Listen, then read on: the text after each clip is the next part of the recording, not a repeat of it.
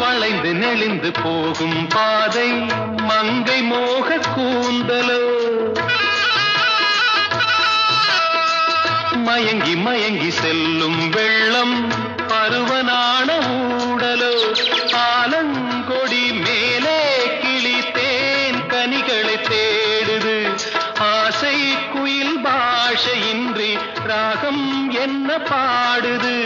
காடுகள் மலைகள் தேவன் கலைகள் செந்தாழம்